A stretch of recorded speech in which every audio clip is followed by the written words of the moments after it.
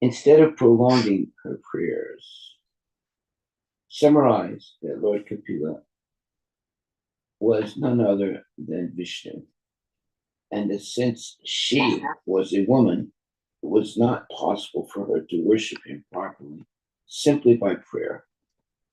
And that's interesting. It was her intention that the Lord be satisfied. The word pratyag is significant. In yogic practice, the 8 divisions are yama, niyama, asana, pranayama, pratyahara, dharana, dhyana, and samadhi. Pratyahara means to wind up the activities of the senses. The level of realization of the Supreme Lord, evidenced by Devahuti, is possible when one is able to withdraw the senses from the material activities.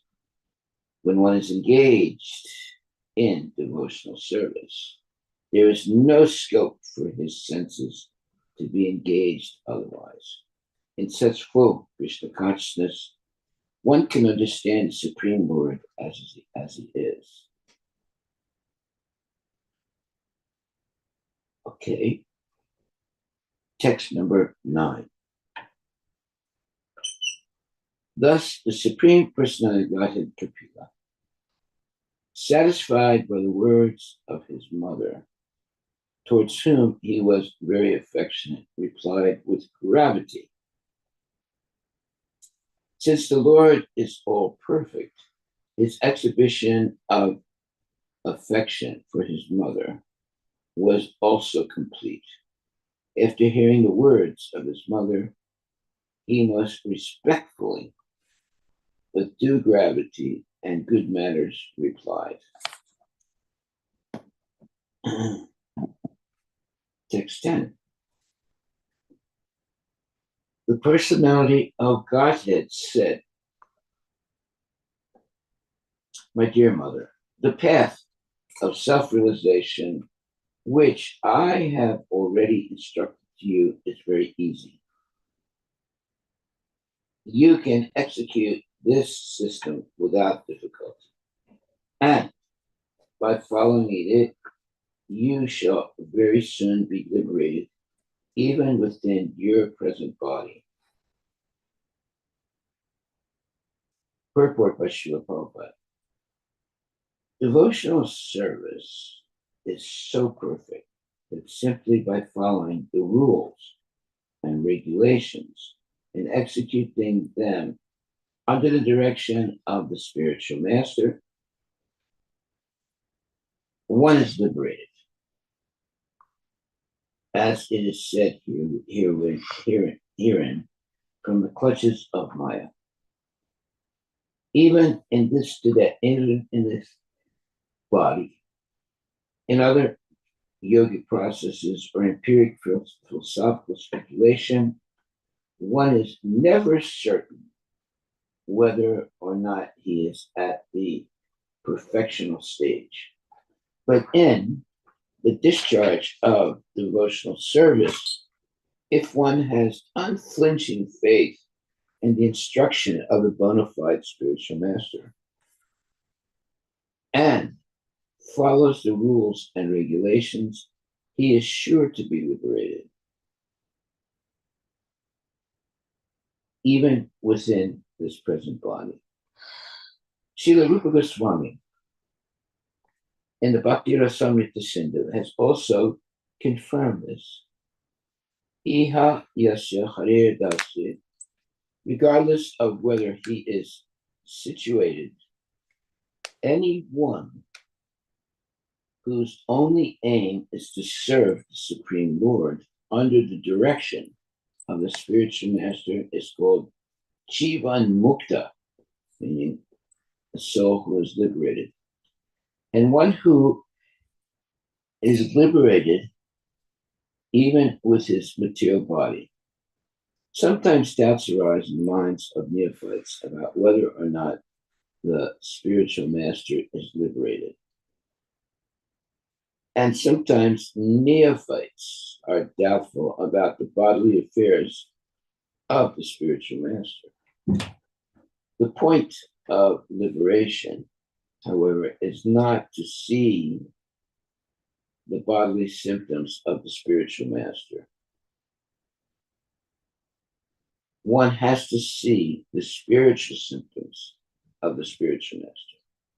Jivan Mukta means that even though one is in the material body, there are still some material necessities, since the body is material. Because one is fully situated in the service of the Lord, he should be understood to be liberated. Liberation entails being situated in one's own position. That is the definition in the Srimad Bhagavatam. Muktir Swarupena Vyavastiti, the Swarupa, or the actual identity of the living entity, is described by Lord Chaitanya. Jivara Swarupahaya Krishnera Nitya Dasa. The real identity of the living entity is that he is eternally a servitor of the Supreme Lord. If someone is 100% engaged in the service of the Lord, he is to be understood as liberated. One must understand whether or not he is liberated by his activities in devotional service, not by other symptoms. Okay, so Jivera Swarupahaya Nityara Krishna Das. The position of the Jiva is that he is the eternal servant of the Lord. A very important statement. Jivera Swarupahaya. The Jiva, the position of the Jiva is that he is the eternal servant of the Lord. Krishna Nityadas. Text 11. My dear mother, those who are actually transcendentalists certainly follow my instruction, as I have given them to you. You may rest assured that if you traverse this path of self-realization perfectly, surely you shall be freed from fearful material contamination and shall ultimately reach me. Mother, persons who are not conversant with this method of devotional service certainly cannot get out of the cycle of birth and death. Well, this is a real son who is preaching to his mother and helping her understand what is the real purpose of life. Purport by Srila Prabhupada: material existence is full of anxiety, and therefore it is fearful. One who gets out of this material existence automatically becomes free from all anxieties and fear. One who follows the path of devotional service, enunciated by Lord Kapila, is very easily liberated. Okay, well, that's true. Material existence is full of anxiety, and therefore it is fearful. But one who can get out of this material existence automatically becomes free from all anxieties and fear. So, by following the path of devotional service, as explained by Kapila Muni, which is what we're reading now, it's very easily liberated by the goal. It's number 12. Sri Maitreya said, Supreme Person, Godhead Kapila, after instructing his beloved mother took permission from her and left his home, his mission having been fulfilled. What was his mission? That was to enlighten his mother in Krishna conscious knowledge and dedication. Purport: the mission of appearance of the Supreme Personality Godhead in the form of Kapila was to distribute transcendental knowledge of Sankhya philosophy, which is full of devotional service. Having imparted that knowledge to his mother, and through his mother to the world, Kapila Deva had no more need to stay at home. So he took permission from his mother and left. Apparently, he left home for spiritual realization. Although he had nothing to realize spiritually, because he himself is the person to be spiritually realized. Therefore, this is an example set by the Supreme Personality of Godhead, while acting like an ordinary human being so that others might learn from him. He could, of course, have stayed with his mother, but he indicated that there was no need to stay with the family. It is best to remain alone as a brahmachari, sannyasi, or vanaprastha and cultivate Krishna consciousness throughout one's whole life. Those who are unable to remain alone are given license to live in household life with wife and children, not for sense gratification, but for cultivation of Krishna consciousness. Okay, so it's not that there's something wrong staying with your family and your children in householder life, as long as you and your family engages in devotional service. That's why it says, those who are unable to remain alone are given license to live in household life with wife and children, not for sense gratification, but for cultivation of Krishna consciousness. That is a very significant statement. Text number 13. As instructed by her son, Devahuti also began to practice bhakti yoga in that very ashrama. She practiced samadhi in the house of Kardama Muni, which was so beautifully decorated with flowers that it was considered the flower crown of the river Saraswati. Now, this river Saraswati today is invisible, but it was visible in the ancient time. And it's a sacred river.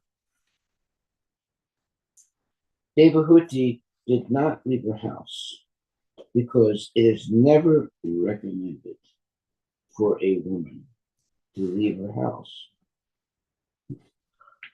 She is dependent. The very example of Devahuti was when she was not married, she was under the care of her father, Swayambhuva Manu. And then Swayambhuva Manu gave her to Kardama Muni in charity. She was under the care of her husband in her youth. And then her son, Kapila Muni, was born. And as soon as her son grew up, her husband left home. Similarly, the son, after discharging his duty toward his mother, also left. She could also have left home, but she did not. Rather, she remained at home and began to practice bhakti yoga as it was instructed by her great son, Kapila Muni. And because of her practice of bhakti yoga, the entire home became just like a flower crown on the river Saraswati. Text 14. She began to bathe 3 times daily, and thus her curling black hair gradually became gray. Due to austerity, her body gradually became thin, and she wore old garments. Purport by Srila Prabhupada is the practice of the yogi, brahmachari, vanaprastha, and sannyasi to bathe at least 3 times daily. Early in the morning, during noontime, and in the evening. These principles are strictly followed even by some grihastas, especially brahmanas, who are elevated in spiritual consciousness. Devahuti was a long-time daughter, was a king's daughter, and almost a king's wife also. Although Kardama Muni was not a king, by his yogic mystic power, he accommodated Devahuti very comfortably in a nice palace with maidservants and all opulence. But since she had learned austerity even in the presence of her husband, there was no difficulty for her to be austere. Still, because her body underwent severe austerity after the departure of her husband and son, she became thin. To be too fat is not very good for a spiritually advanced life. Rather, one should reduce, because if one becomes fat, it is an impediment to progress in spiritual understanding. One should be careful not to eat too much, sleep too much, or remain in a comfortable position, voluntarily accepting some penances and difficulties. One should take less food and less sleep. These are the procedures for practicing any kind of yoga, whether bhakti yoga, jnana yoga, or hatha yoga. So, if someone is very fat, it's not good. It's not good for your health, and it's not good for spiritual life also. So, these are recommendations. And that's why it says one should be careful not to eat too much, sleep too much, or remain in a comfortable position, voluntarily accepting some penances and difficulties. One should take less food and less sleep. These are the procedures for practicing any kind of yoga, whether bhakti yoga, jnana yoga, or hatha yoga. Okay, so gotta be careful about how much you eat and how much you sleep. Text 15. The home and household paraphernalia of Kardama, who was one of the Prajapatis, was developed in such a way by dint of his mystic powers of austerity and yoga that his opulence was envied by those who travel in outer space in airplanes. Wow. That means all very highly advanced living entities were impressed by the opulence in which Kardama Muni lived. The statement in this verse that Kardama Muni's household affairs were envied even by persons who travel in outer space refers to the denizens of heaven. Their airships are not like those we have invented in the modern age, which fly only from one country to another. Their airplanes were capable of going from one planet to another. There are many such statements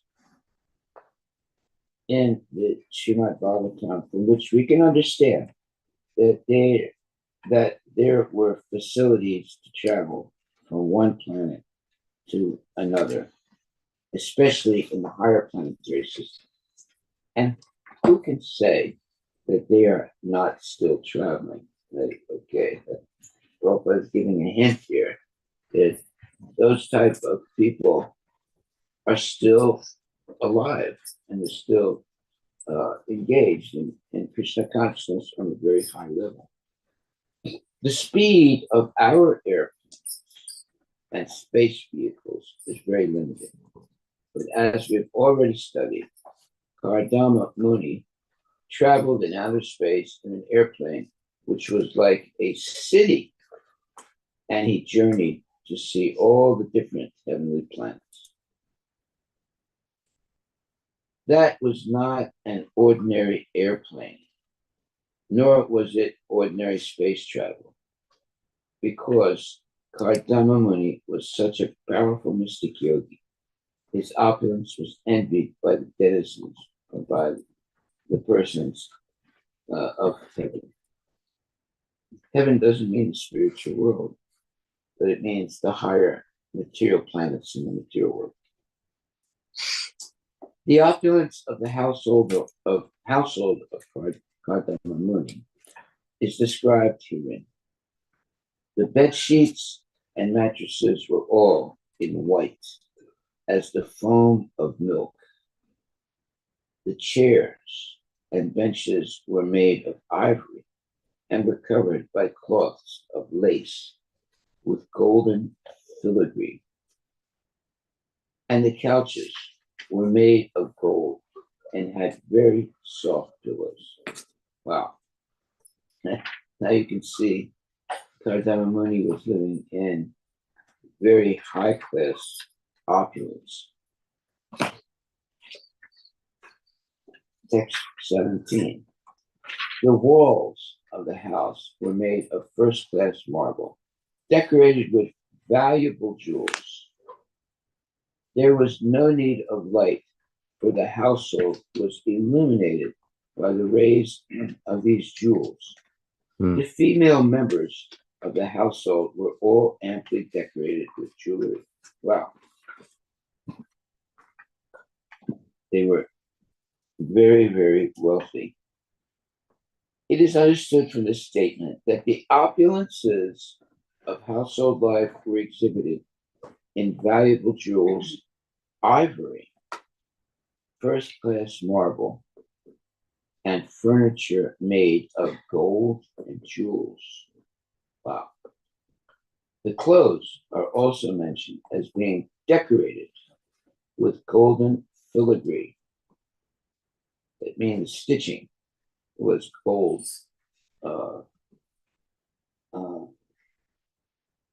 was thin gold. Everything actually had some value. It was not like the furniture of the present day, which is cast in valueless plastic or base metal. The way of Vedic civilization is that whatever was used in the household affairs had to be valuable. That's an interesting statement. In case of meat, such items of value could be exchanged immediately. In other words, if there were difficult times, they could sell those valuable paraphernalia. Thus, one's broken and unwanted furniture and paraphernalia would never be without value. That's good. This system is still followed by Indians in household affairs. They keep metal utensils and golden ornaments or silver plates and valuable silk garments with gold embroidery, and in case of need, they can have some money in exchange immediately. There are exchanges for the moneylenders and the householders. Well, here that just shows the culture of Indians, especially Indian women. They usually have a lot of gold and silver ornaments and utensils. Okay. Mr. Maharaj. Oh, yes. If Kardama Muni is a yogi,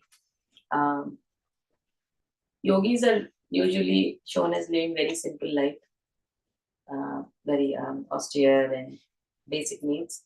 But his household is not reflecting that. Is there a reason? I mean, is this different? Is he a different kind of yogi, or how should we think about that one? It actually in the storyline, at one point Devahuti asks for opulence because she's still not purified. Oh. So that's when he actually, with his yogic powers, he creates these palaces and then gives her the luxury life. So it was not that he wanted. Okay. So to fulfill the wife's desire. His wife was engaged in severe Austerities. And out of his compassion for her, there's a period where he gave her all amenities. Right? He also traveled around the universe with her in different places in a vimana, in a special type of let's say Boeing 787. But it was made by his mystic powers. Okay. The compound of the main household was surrounded by beautiful gardens with sweet, fragrant flowers and many trees which produced fresh fruit and were tall and beautiful. The attraction of such gardens was that singing birds would sit on the trees, and their chanting voices, as well as the humming sound of the bees, made the whole atmosphere as pleasing as possible.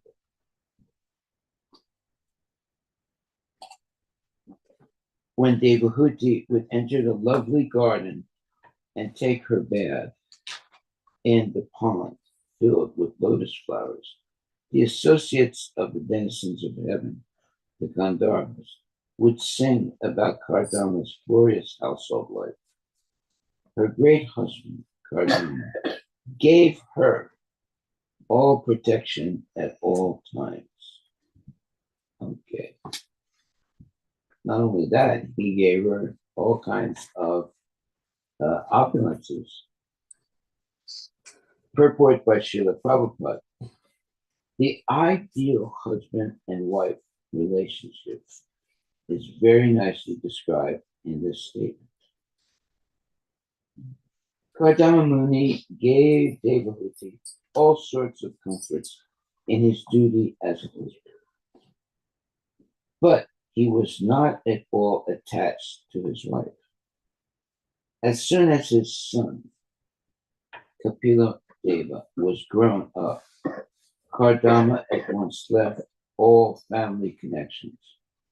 Similarly, Devahuti was the daughter of a great king, Swayambhuva Manu, and was qualified and beautiful, but she was completely dependent on the protection of her husband.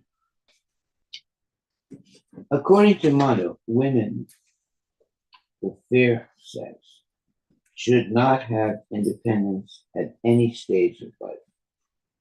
In childhood, a woman must be under the protection of her parents. In youth, she must be under the protection of the husband. And in old age, she must be under the protection of the grown children. Devahuti demonstrated all these statements of the Manu Samhita in her life. As a child, she was dependent on her father. Later, she was dependent on her husband. And in spite of her opulence, she was later dependent on her son, Kapila Deva. Well, if there was any feminists in this room, they would be screaming right now.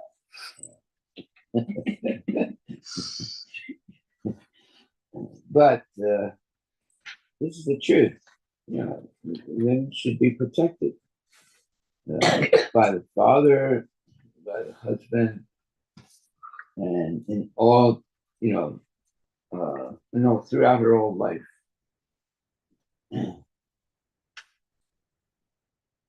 Yeah, I was on this airplane flying somewhere,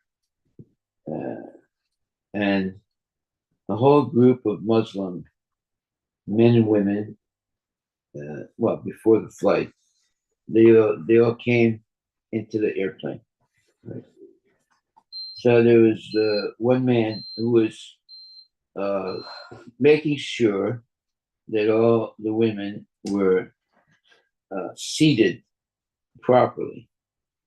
So at one point, the man that was organizing the seating, he came to me and said, "Can you please move over to this other part of the airplane so that the women can all be together?" So I said, "Yeah, sure, why not?" So I got up and I moved somewhere else. So he wanted to make sure that the women were not sitting next to strangers. Nice. Right? He wanted them all to be together. So, it's very important that women are protected in all situations of life, even when they're flying in an airplane. They should not be sitting next to some strange man. Okay, so text number 20. Although her position was unique from all points of view, saintly Devahuti, in spite of all her possessions, which were envied even by the ladies of the heavenly planets, gave up all such comforts. She was only sorry that her great son was separated from her. Well, Devahuti was a very renounced person. Devahuti was not at all sorry of giving up her material comforts, but she was very much aggrieved at the separation of her son. It may be questioned here that if Devahuti was not at all sorry to give up the material comforts of life, then why was she sorry about losing her son? That's a good question. Why was she so attached to her son? The answer is explained in the next verse. He was not an ordinary son. Her son was a supreme personality of Godhead. One can give up material attachment. Therefore, only when one has attachment for the Supreme Person. This is explained in Bhagavad Gita, Param Drishtva Nivartate. Only when one actually has some taste for spiritual existence can it be reluctant to follow the materialistic way of life. Very important statement. Only when one actually has some taste for spiritual life or spiritual existence can he be reluctant to follow the materialistic way of life. Well, what is the materialistic way of life? It is eating, sleeping, mating, defending, and associating with mundane people, and always engaged in sense gratification. That is the materialistic way of life. But param dristra nivartate means one has a higher taste. So the way to recognize a real devotee is that he avoids the association of unholy people. And he is always engaged in the devotional service of the Lord. So param dristra nivartate, he has a higher taste, and he's very careful not to associate with unholy people. That's why it says only when one actually has some taste for spiritual existence can he be reluctant to follow the materialistic way of life. Well, what is materialistic way of life? Eating, sleeping, mating, and defending like animals. But actually, if one wants to make spiritual advancement, one must engage in tapasya. That means that you limit eating, sleeping, mating, and defending, and maximize chanting, dancing, prashadam, and preaching. Now, you are a genuine, you're on the genuine path of spiritual advancement when your pleasure is serving Krishna in the company of other devotees. And one should never be alone, especially when you go outside.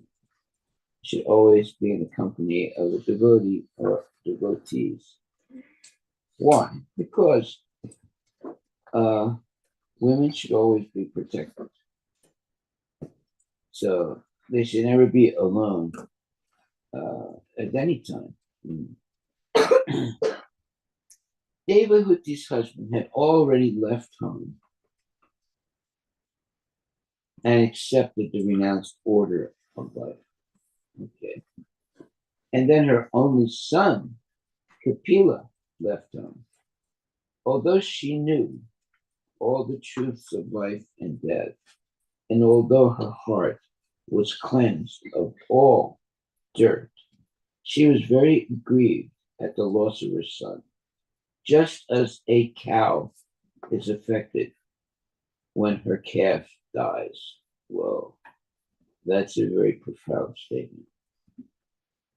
So you see, cows have real feelings, just like human beings.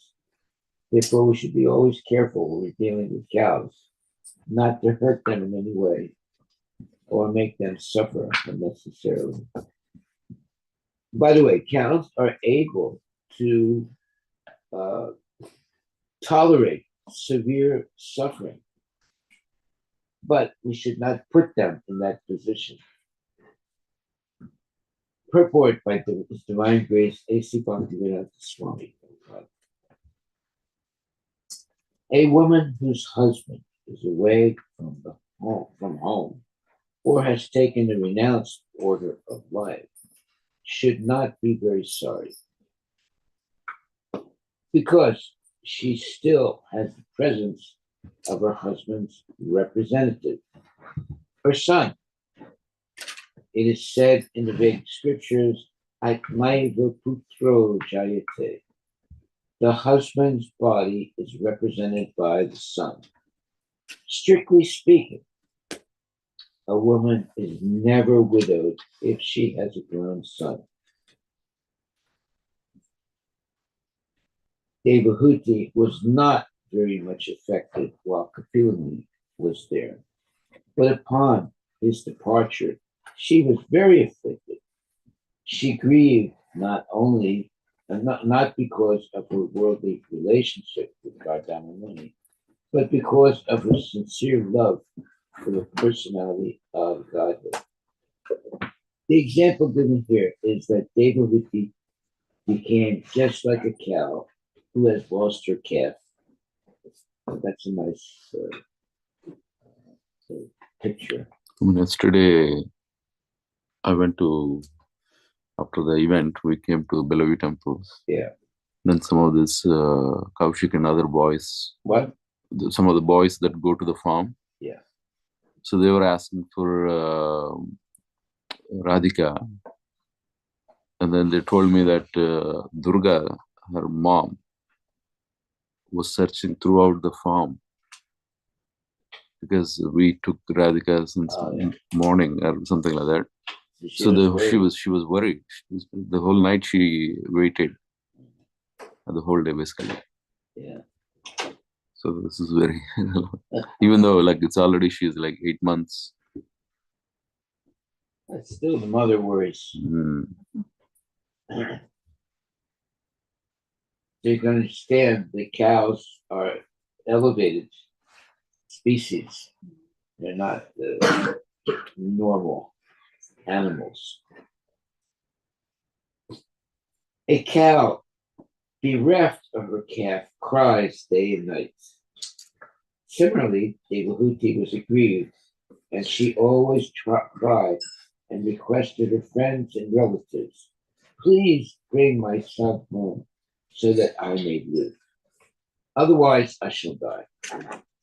This intense affection for the Supreme Personality of Godhead, although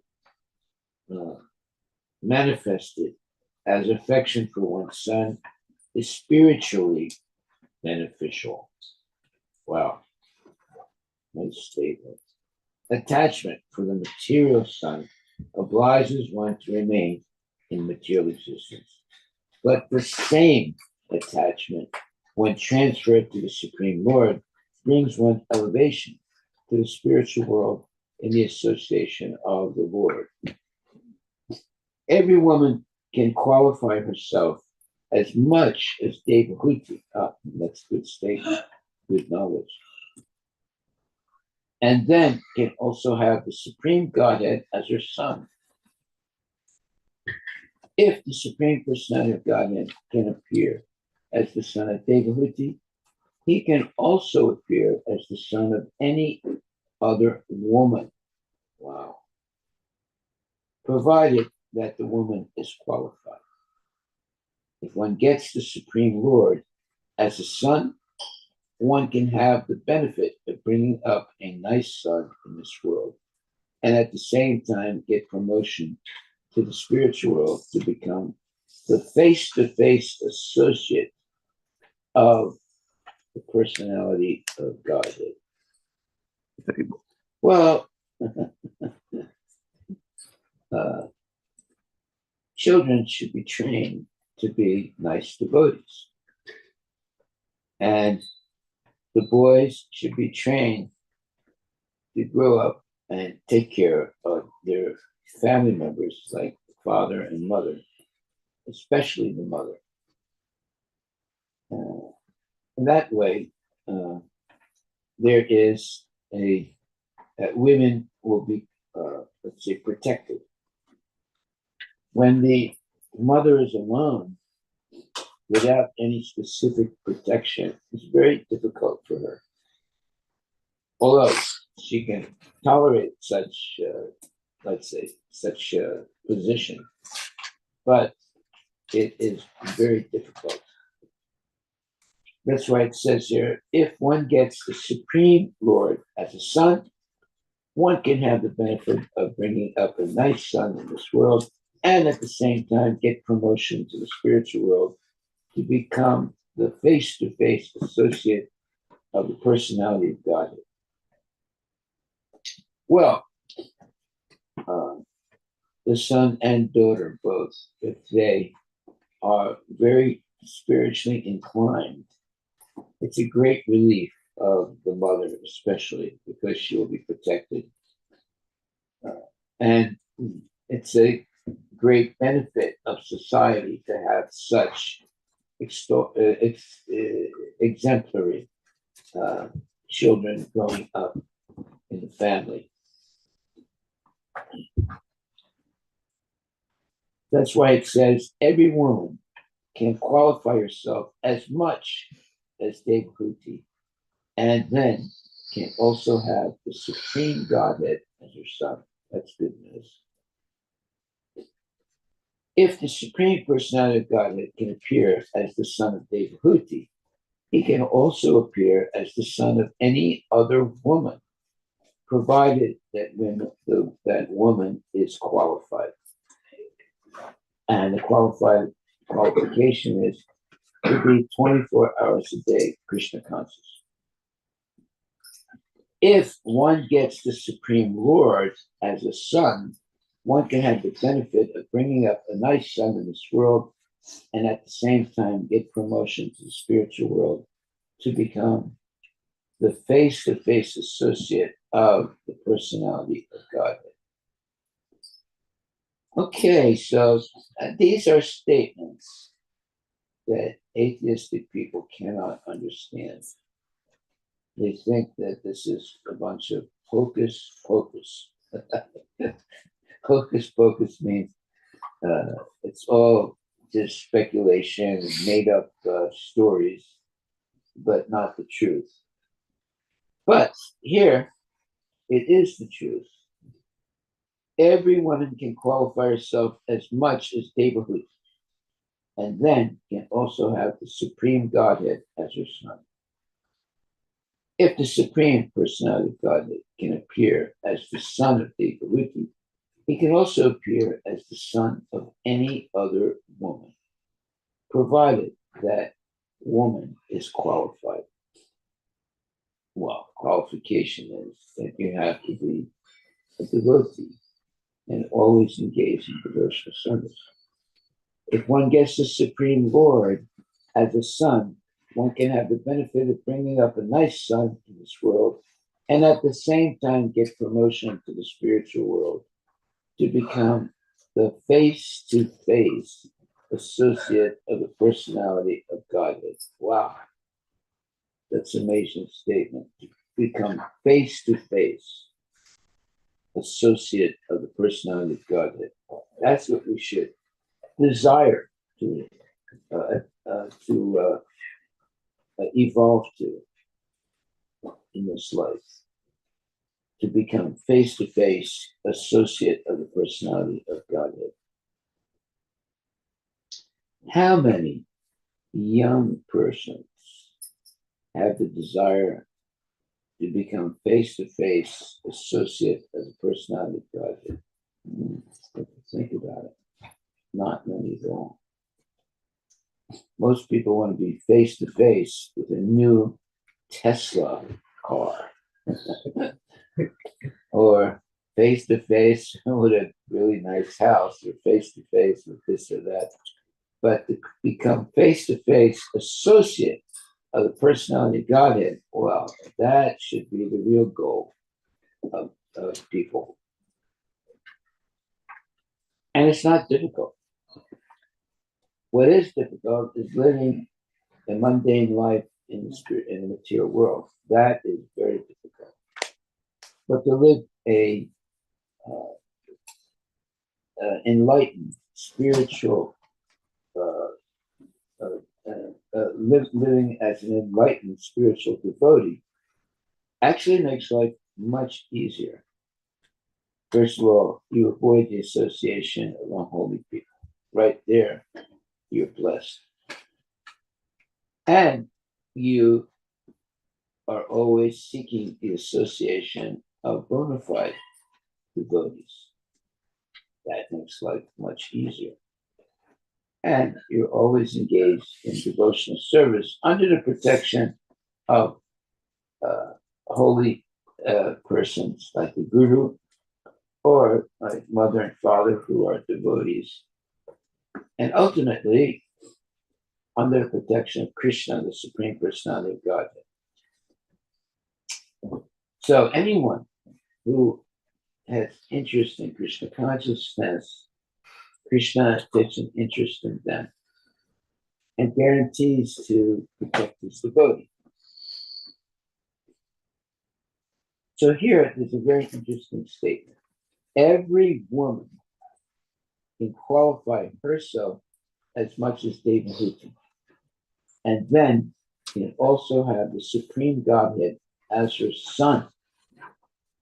If the Supreme Personality of Godhead can appear as the son of Devahuti, it can also appear as the son of any other woman, provided that woman is qualified. If one gets the Supreme Lord as a son, one can have the benefit of bringing up a nice son in this world and at the same time get promotion to the spiritual world to become face-to-face associate of the personality of Godhead. Now, that is actually the culture of devotional service.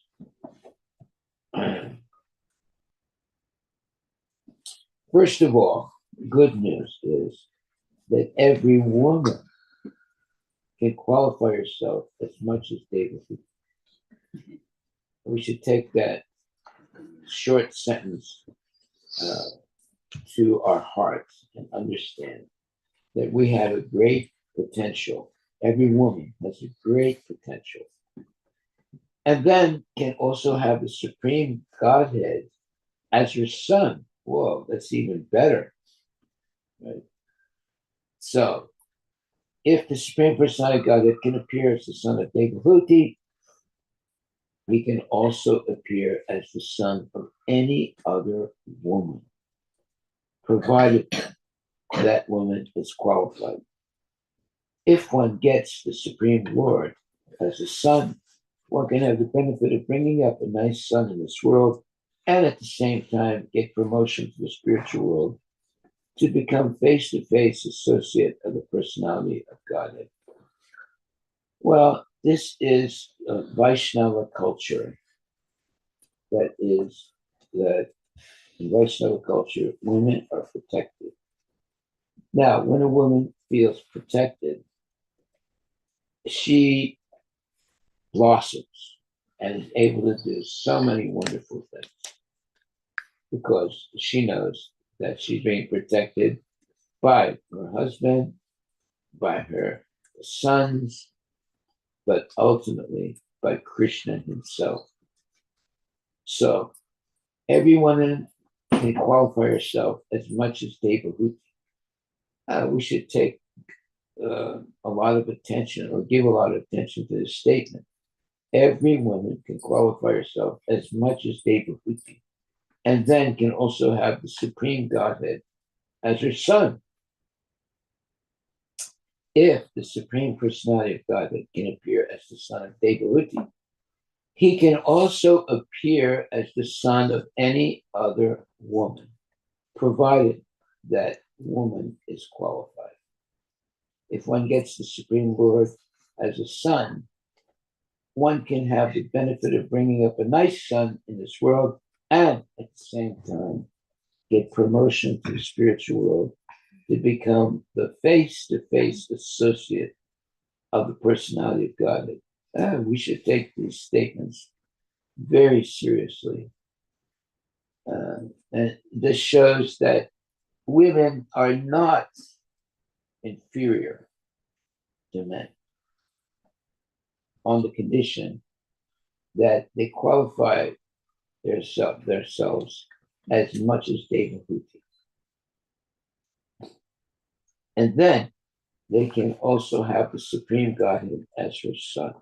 Wow, just imagine that. To give birth to a son who is the Supreme Personality of Godhead. Wow, that's amazing. So that just shows that women are in a, let's say, potentially much greater situation than men. You see how when you read carefully the Vedic Shastras, you understand the position of men and women. Actually, women are in a better position than men because oftentimes they naturally are attracted to spiritual life more than men are. And they are, let's say, very happy under the protection of a bona fide spiritual master and ultimately the Supreme Lord. And they can give birth to a son who is as good as Krishna and having the benefit of bringing up a nice son in this world. And at the same time, get promotion to the spiritual world to become face-to-face associate of the personality of Godhead. Wow. Okay, so the main statement here is every woman can qualify herself as much as Devahuti. Devahuti was a pure devotee of Krishna. She was so pure that she could give birth to the Supreme Personality of Godhead. And then can also have the Supreme Godhead as her son. Wow. If the Supreme Personality of Godhead can appear as the son of Devahuti, he can also appear as the son of any other woman, provided that woman is qualified. Okay, what is the qualification? She would have to be always engaged in the devotional service of the Lord under the protection of her husband or her own sons, and practicing Krishna consciousness without any, let's say, disturbance in her life. Well, there's always going to be some disturbances in the material world, but if she's in the company of her saintly sons and even daughters, then she is protected. Sometimes a woman doesn't have a son, she only has daughters. Okay. That's not, let's say, it's not something negative if the daughters grow up to be genuine devotees. And if they marry a devotee, so now the mother can live with the devotee's son and daughter in peace. So there are many examples of elderly women who are protected by their daughter or their son and live a peaceful life until they leave their body. Unfortunately, there are many women that end up alone without a son or without a person to protect them. However, if they take full shelter of Krishna, now Krishna is their husband and Krishna is their protector. So, without Krishna consciousness, one is lost, whether you're a man or a woman. But with Krishna consciousness, you are always under the protection of the Lord. And therefore, if you live a saintly life, Krishna will always protect his devotee. Okay, so it is possible to become face-to-face, the face-to-face associate of the personality of Godhead. That should be our goal. To come face-to-face, become the face-to-face associate of the personality of Godhead. That means it is possible. Otherwise, this statement wouldn't be here. Text 22. O Vidura. Thus, always meditating upon her son, the Supreme Personality of Godhead, Kapila Deva, she very soon became unattached to her nicely decorated home. Whoa, that's almost impossible. Some homes are so perfectly decorated that it's impossible for the wife to leave that house. But now we see it is possible. Very soon she becomes unattached to the nicely decorated home. Purport. Here is a practical example of how one can elevate oneself and spiritual advancement by Krishna consciousness. Kapila is Krishna. Kapila Deva is Krishna, and he appeared as the son of Devahuti. After Kapila Deva left home, Devahuti was absorbed in thought of Krishna, and thus she was always Krishna conscious. Her constant thought of him, and always Krishna conscious. Her constant situation of Krishna consciousness enabled her to be detached from hearth and home. Hearth and home is a very nice example, or a very nice statement. It means you have a house and you have a kitchen. So the hearth is where you actually cook your food and spend most of your time. So, and you have your family also. Unless we are able to transfer our attachment to the Supreme Personality Godhead, there's no possibility of becoming freed from material attachment. The Srimad Bhagavatam therefore confirms that it is not possible for one to become liberated by cultivation of empiric, meaning mundane, philosophical speculation. Simply knowing that one is not matter, but spiritual, or Brahman, does not purify one's intelligence. Even if the impersonalist reaches the highest platform of spiritual realization, he falls down again to the material attachment because of not being situated in the transcendental loving service of the Lord. The devotees adopt the devotional process, hearing about the Supreme Lord's pastimes and glorifying his activities, thereby always remembering his beautiful eternal form. By rendering service, becoming his friend or his servant, offering him everything that one possesses, one is able to enter into the kingdom of God. As it is said in Bhagavad Gita, Tato Mam Tatputo Gyatva. After discharging pure devotional service, one can understand the Supreme Personality of Godhead in fact, and thus one becomes eligible to enter his association in one of the spiritual planets. Haribol. Well, this should be our purpose in life, and it is something attainable if we have the right association and the right determination to avoid the association of unholy people and always accept the association of genuine devotees. Another major statement here is simply knowing that one is not matter but spiritual or Brahman does not purify one's intelligence. Even if the impersonalist reaches the highest platform of spiritual realization, he falls down again to material attachment because of not being situated in the transcendental loving service of the Lord. The devotees adopt the devotional process, hearing about the Lord,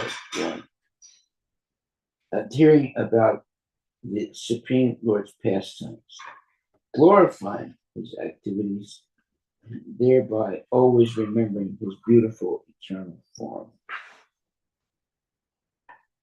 By rendering service, becoming his friend or his servant, offering himself everything that one possesses, offering him everything that one possesses, one is able to enter into the kingdom of God.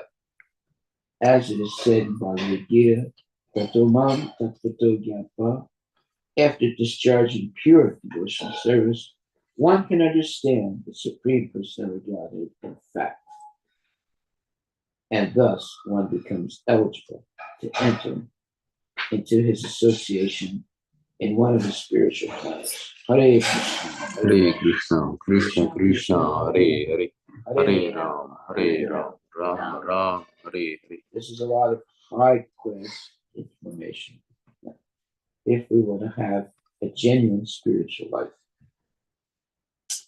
Are there any questions anyone would like to ask?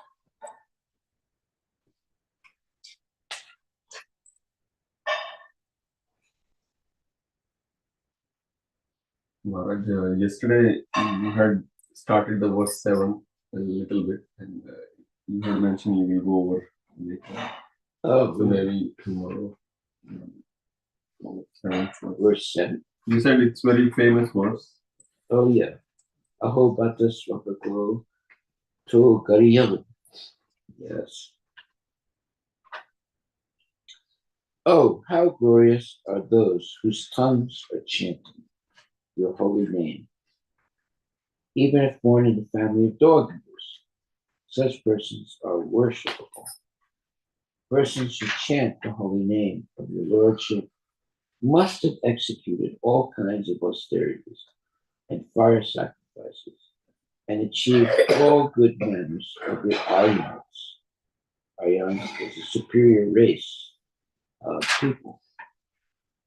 To be chanting the holy name of your lordship, they must have been at holy places of pilgrimage, studied the Vedas, and fulfilled everything required. Haribol. Well, in the purport, it's a long purport. It's a very profound purport. Let me just read a few of parts of it that are very important.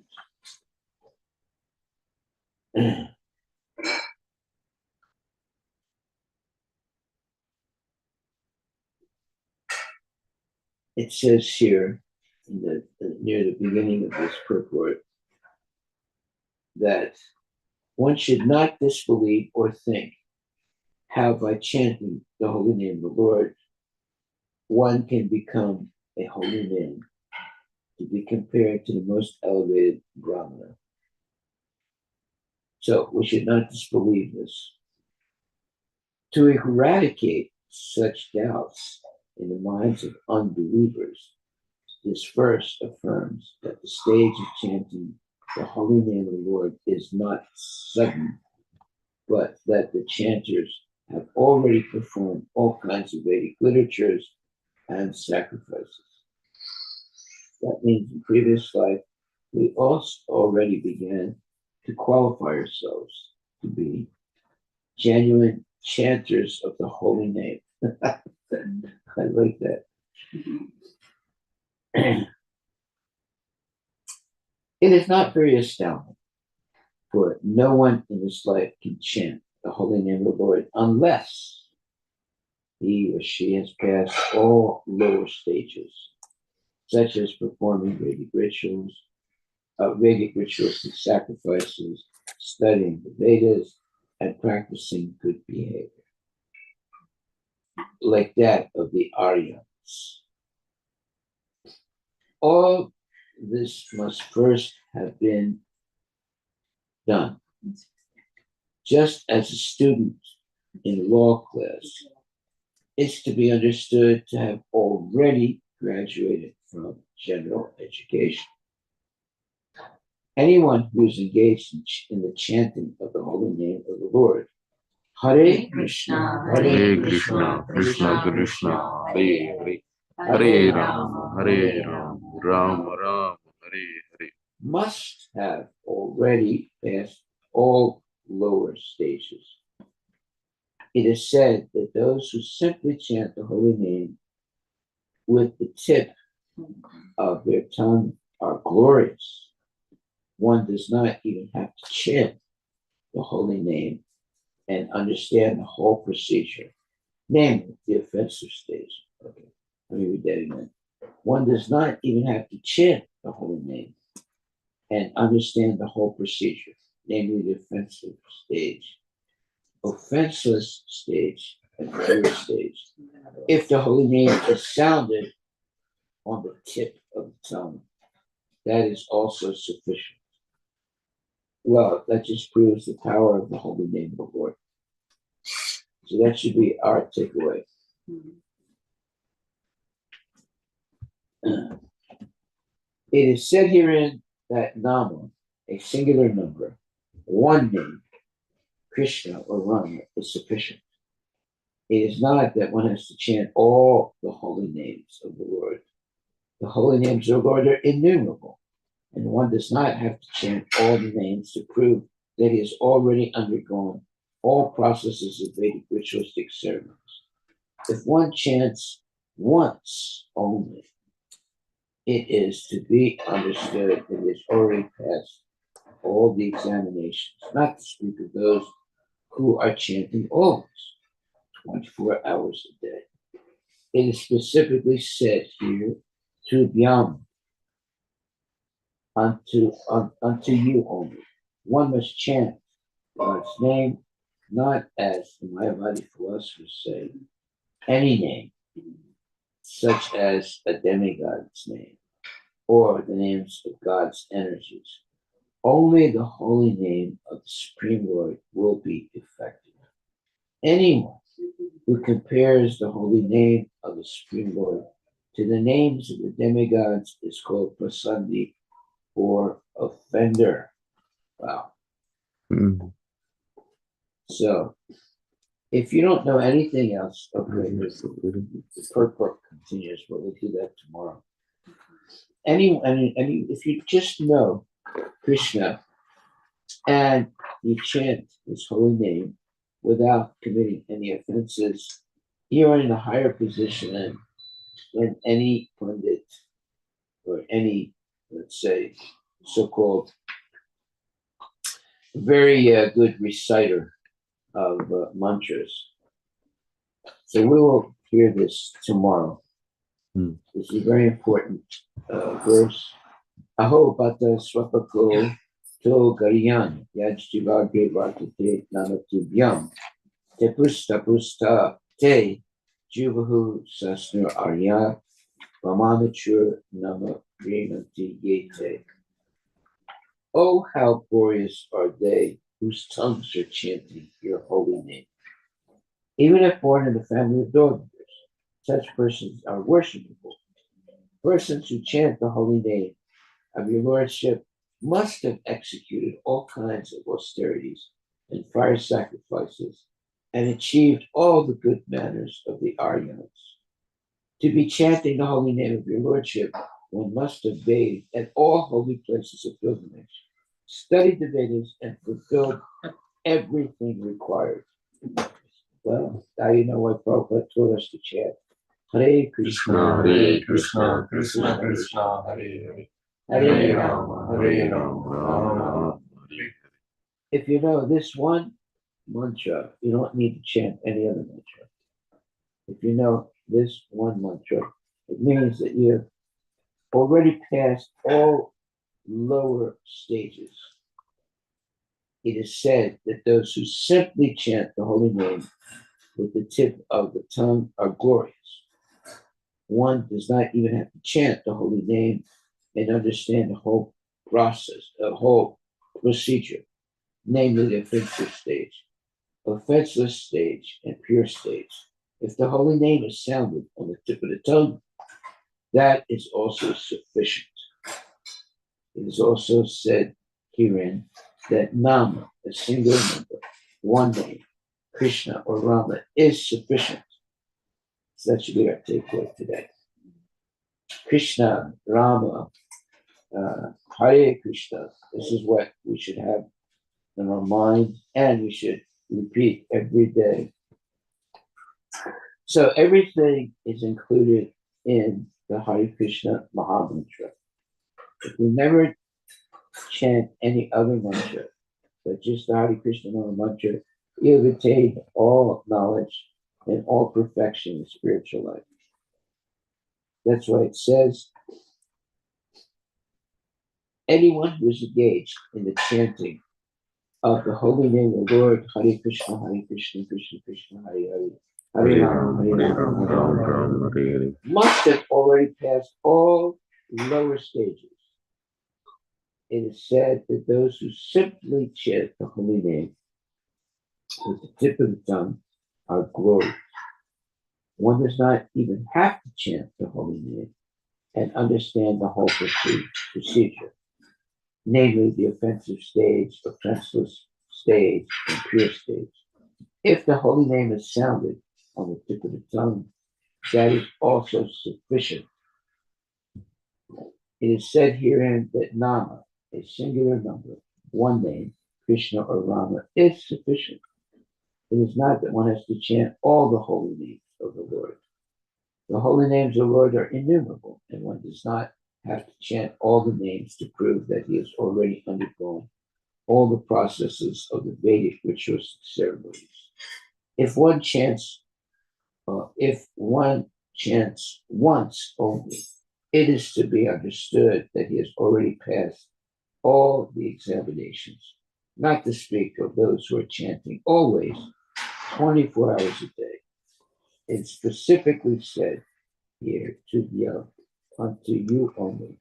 One must chant God's name not as the Mayavadi philosophers say, any name, such as the demigod's name or the name of God's energy. Only the holy name of the Supreme Lord will be effective. Anyone who compares the holy name of the Supreme Lord to the names of the demigods is called a prasadi or an offender. Okay, we'll stop right there.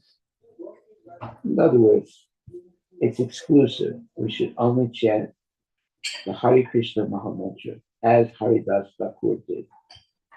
And then we'll attain all perfection in spiritual life. We don't need to do anything else. All glories to Srila Srila Prabhupada ki jai. Hare Krishna Maharaj. Yes. Sometimes do we just greet them as Hare Krishna with Hare Krishna, and people who come to the temple greet back or they repeat back Hare Krishna. Is that enough, Maharaj, to say Hare Krishna, or do they have to say the whole 16-word Mahamantra? Well, we should follow in the footsteps of great devotees. Now, who is the paradigm person that we should follow? Haridas Thakur. He was always chanting the full mantra. And it says here, because he was chanting the holy name of the Supreme Lord offenselessly, Lord Chaitanya empowered him to become the authority or acharya of spreading the name. So he's talking about Haridas Thakur. It did not matter that he was born in a family which was not following the Vedic rules and regulations. Well, that's probably all of us, most of us. Chaitanya Mahaprabhu and Advaita Prabhu accepted him as an authority because he was offensively chanting the name of the Lord.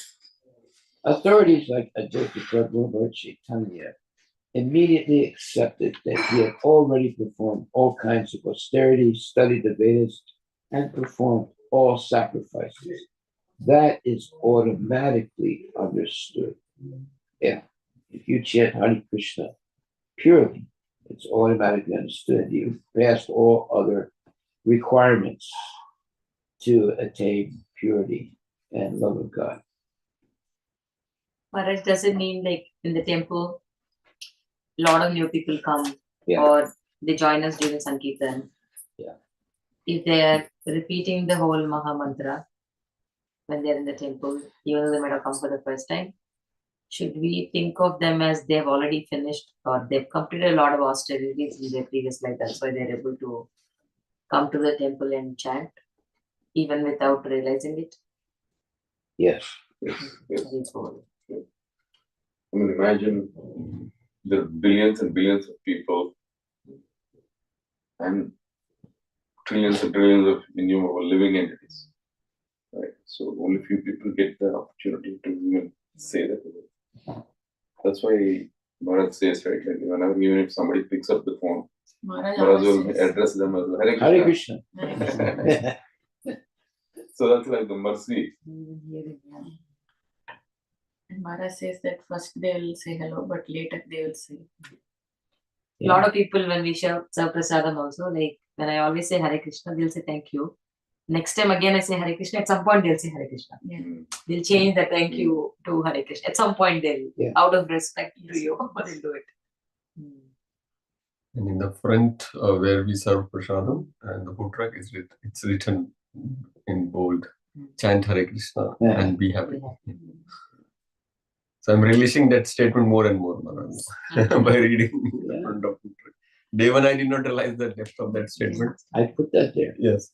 Means I did not realize the depth of that statement next to the window why it is written. But I am realizing more now. We have to give people a chance to say Hare Krishna at least once. You know. Because if you say it once, it'll lead to saying it more and more over time. Okay, so I think we'll stop right there. It's 8 o'clock. And we'll continue in the same verse, Canto 3, chapter 33. 7. 7. We'll come back. It's got a very nice and long report, which has a lot of good information. And our takeaway today is anyone who is engaged in chanting of the holy name of the Lord, Hare Krishna, Krishna Krishna, Hare Hare, Hare Rama, Hare Rama, Rama Rama, Hare Hare, must have already passed all lower stages. It is said that those who simply chant the holy name with the tip of the tongue are glorious. All right. Well, now we can have something to think about all day today. Chant Hare Krishna and be glorious. Hare Bol. All glories to Prabhupada. We'll go over this again tomorrow. Great. Thank you very much. And keep chanting Hare Krishna. Hare Krishna, Krishna Krishna, Hare Hare, Hare Ram, Ram Ram, Hare Hare. Hare Krishna. Unless there is a question right now, we can end the session and continue tomorrow.